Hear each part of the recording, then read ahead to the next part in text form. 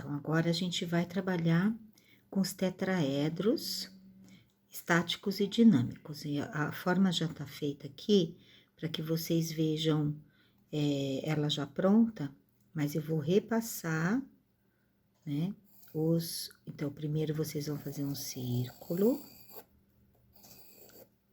do tamanho assim, como se fosse uma mandala no tamanho do papel, né? Se vocês forem usar tamanho A3, ela é maior, tá? Daí, vocês vão traçar uma linha horizontal, né? Unindo esses pontos na lateral, né? Então, eu tô fazendo mais forte para que vocês vejam. Daí, nós temos uma linha vertical. Como é que eu vou calcular certinho? Basicamente, vocês podem usar esquadro, né? Eu vou usar o risco da régua aqui. Poderia também ser feito isso com compasso, que é o caso do que eu fiz antes aqui. Mas eu vou deixar assim. Então, não sei se vocês estão vendo nessa parte aqui, né? Como se eu pudesse traçar certinho os 2 pontos verticais. Então, eu dividi o círculo, né, numa linha horizontal, numa linha vertical.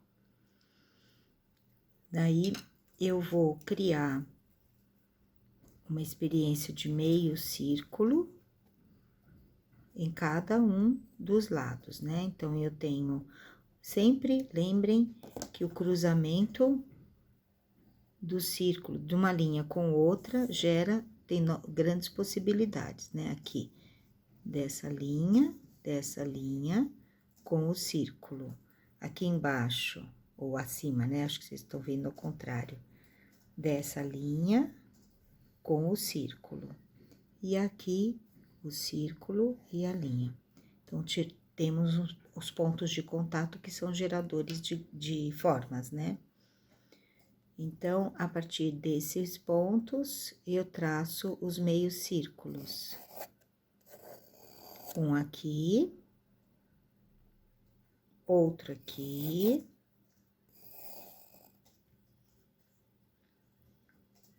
outro aqui, aqui, peraí, aqui, né? Esse eu não fiz, então, aqui,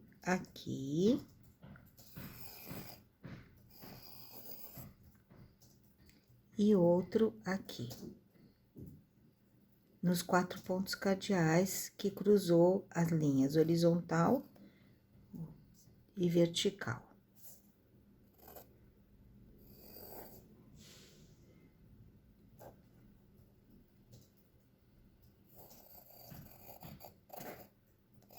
Ficou bem exato porque o compasso andou. Vocês viram como causa erro, né? Então, a gente vai ter aqui 4 pétalas, já é um desenho, ó. Se vocês quiserem usar esse desenho.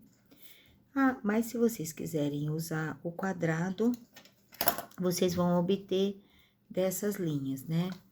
Então, eu posso traçar na linha, traço essas linhas diagonais a partir desse momento, passando pelo centro, e a outra do outro lado, passando pelo centro. Aí, eu tenho essa linha vertical, horizontal e 2 transversais. Aqui, eu tenho todas as bases para os quadrados, né? Então, eu tenho das linhas de cima, onde se unem esses 2 pontos, eu posso traçar uma linha que é uma das faces do quadrado, um quadrado grande. Posso traçar nesses 2 pontos, uma outra face do quadrado, lateral, outra aqui e outra aqui. E daí, eu tenho o quadrado grande. Porém, nós vimos que houve um outro cruzamento aqui, né? Desta linha que surgiu agora. desta linha diagonal com o círculo. Então, eu tenho esse ponto, esse ponto, esse ponto e esse ponto. Então, eu faço as tangentes desse círculo que vocês fizeram inicialmente, né? E aí, eu vou ter um quadrado menor. Esses quadrados que tem como base uma das faces, né, e não o vértice, são denominados quadrados estáticos.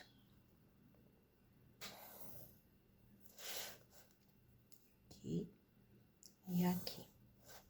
Então, olha, vocês criaram, então, dois quadrados, 1, 2, a partir do círculo. Isso pode gerar também uma possibilidade de pintura, né?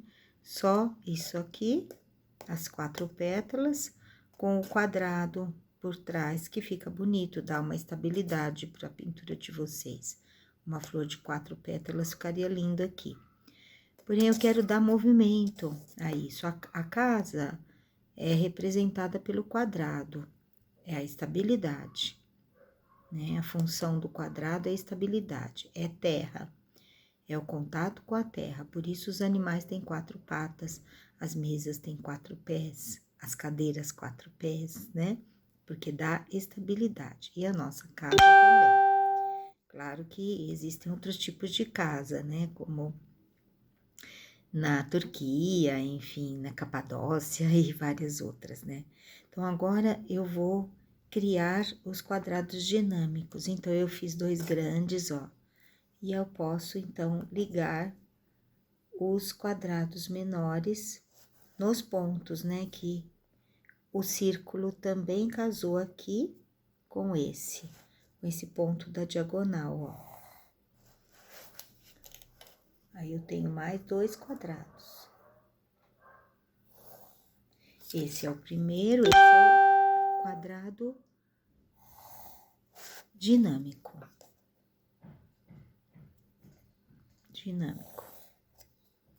E eu tenho o quadrado de dentro, que vai ser o ponto que aconteceu a partir da linha do quadrado menor estático. Então, eu tenho esse ponto, esse ponto, esse ponto e esse ponto. E aqui eu traço. Então, se vocês quiserem trabalhar só com os quadrados, sem ter a flor, pode também. E aí, colocar a flor nessa base. Então, vocês estão trabalhando com a função da estabilidade. Então, aqui a gente tem os quadrados tetraédricos, né? Estáticos e dinâmicos. E eu queria mostrar também que o quadrado surgiu daqui, ó. Então, se vocês conseguirem ver, ó, aqui é uma face do cubo, outra face aqui e outra face aqui. Então, através dessas linhas aqui, ó, que são losangos, que vieram daqueles 2 triângulos, né? Eu tenho o cubo, olha que bonito. É assim que as coisas começam a acontecer. Ó o cubo aqui. A parte de cima, lateral e lateral, tá? Então, também daqui você pode ter a estrela. Quando você liga, só tem essas linhas, né? E você liga os pontos, né? Porque aqui eu tenho mais um ponto, ó. E aí, eu tenho uma estrela de 8 pontas, né? 1, 2, 3, 4, 5, 6, 7, 8. Tenho 12 aqui. Então, eu também posso produzir a partir daqui a estrela, que são os raios, né? Os raios. Estrelas menores, estrelas maiores. E aí, eu ligo para formar a estrela, né? Esses pontos, sem ser tangente. Que aqui eu tenho a tangente que formou o cubo, que dá os triângulos. Então, vocês viram que como se multiplica? Então, eu tinha a mônada, ela se multiplicou para o lado, vésica Piscis, duas, do 1 ao 2, né? Se multiplicou para o outro lado, do 1, 2, 3, 4, 5, e aí vai se multiplicando, multiplicando, multiplicando. E dessas multiplicações vão surgindo os sólidos platônicos, porque aqui já é uma imagem do cubo tridimensional, diferente daqui, que você tem só o quadrado, né? Quadrados dinâmicos e estáticos. Estáticos e dinâmicos, que vão mexer sobre o outro, ok?